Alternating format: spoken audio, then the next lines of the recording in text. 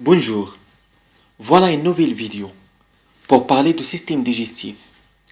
Je vais donner une définition du système digestif et aborder ses organes en détail. Alors si tu as aimé cette vidéo, clique sur le bouton j'aime et abonne-toi tout de suite à ma chaîne Ma Biologie. Un nouveau tutoriel à découvrir chaque jour.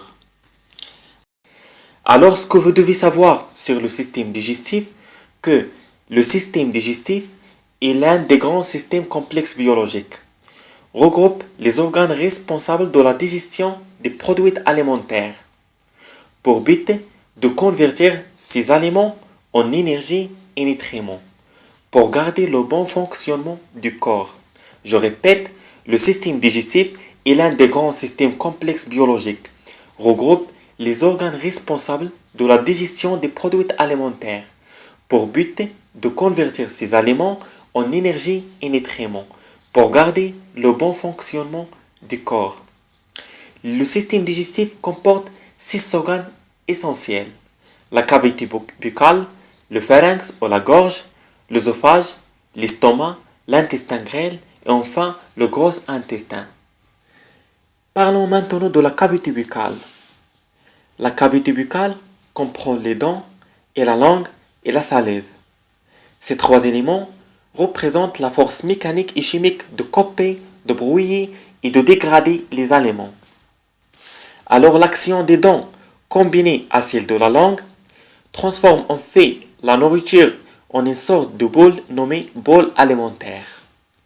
Ce bol alimentaire est formé des aliments transformés mécaniquement et mélangés à la salive sécrétée par les glandes salivaires situées dans la bouche. C'est un phénomène que l'on nomme insalivation. Lorsque la langue pousse ce bol alimentaire vers le pharynx, on parle alors de la déglutition. Basculons vers le deuxième organe. Le pharynx ou la gorge est une partie située au fond de la cavité buccale, entre les voies respiratoires et les voies digestives. Assure le transit des aliments ou des liquides ingérés dans la bouche directement vers l'œsophage et faire interdire le passage des produits alimentaires vers les voies aériennes. On distingue trois grandes fonctions du pharynx. Il fait passer les aliments de la bouche à l'œsophage au cours de la phase de déglutition, ce qui l'inclut dans le système digestif. Il fait aussi passer l'air entrant par le nez et la bouche vers le larynx, localisé dans le cou puis la trachée, ce qui l'inclut dans le système respiratoire. Et enfin, il tient un rôle de la langage en influant sur les sons émis par les cordes vocales situées dans le larynx. Notez bien, on distingue trois parties sur le pharynx, du haut vers le bas. Le nasopharynx relié aux fosses nasales, l'oropharynx relié à la bouche, et enfin l'hypopharynx. Le troisième organe, c'est l'œsophage.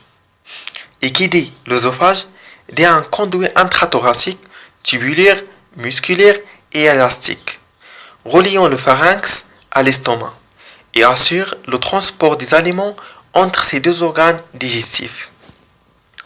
L'œsophage est composé de 4 couches: la mycose, la sous-mycose, la masculose et l'adventice fibreuse. La mycose, c'est un épithélium pavimenteux contenant les glandes à muqueuses, non équipées pour résister au réflexe acide du contenant gastrique. La sous-mycose, c'est un tissu conjonctif riche en vaisseaux sanguins et lymphatiques, fibres nerveuses et fibres élastiques. Concernant la musculose, c'est une couche circulaire plus une couche longitudinale, chargée de mélanger et propulser les aliments dans le type digestif. Et enfin, l'adventice fibreuse, c'est un tissu conjonctif fibreux. Parlons maintenant de l'estomac. L'estomac, c'est un organe musculaire du système digestif, sous forme de poche, lié à l'œsophage par le cardia et au duodénum par le pylore. Assure le stockage, la mélange et la transformation des aliments afin de les rendre acceptables par l'intestin grêle et le gros intestin. La fonction de digestion par élaboration du sac gastrique se fait en 3 étapes. La sécrétion d'acide chlorhydrique par les cellules bordantes grâce à une pompe à protons. Cette sécrétion est stimulée par l'histamine, par l'acétylcholine et peut être freinée par des antihistaminiques. La sécrétion de pepsinogène par les cellules principales qui se transforment en pepsine et qui dit pepsine dit un enzyme des premières phases de digestion. Et enfin, la sécrétion de facteurs intrinsèques par les cellules bordantes. C'est une protéine de transport de la vitamine B12 fixée et absorbée au niveau de la partie distale de l'ilion. Le 5e organe, c'est l'intestin grêle. L'intestin grêle est un tube musculaire replié plusieurs fois sur lui-même. Représente le principal organe de la digestion. Il mesure environ 6 mètres de longueur et se divise en plusieurs parties. Le duodénum, suivi de 2 segments mobiles. Le jejunum, puis l'ilion. Le duodénum, c'est le lieu de la digestion des aliments. Et le jejunum et l'ilion, c'est le lieu d'absorption des aliments. Alors l'intestin grêle est responsable de la fin de la digestion et de l'absorption des produits alimentaires, utilisables dans le système lymphatique et la circulation sanguine. Le dernier organe, c'est le gros intestin.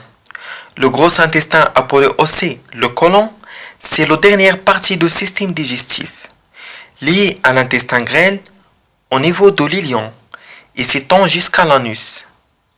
Le gros intestin est constitué de différents segments. Le cassium, situé dans la partie droite de l'abdomen, est le segment initial du gros intestin dans le prolongement de l'ilion, et qui dit l'ilion dit une dernière partie de l'intestin grêle. Le cassium possède un prolongement atrophique connu sous le nom d'appendice vermiculaire.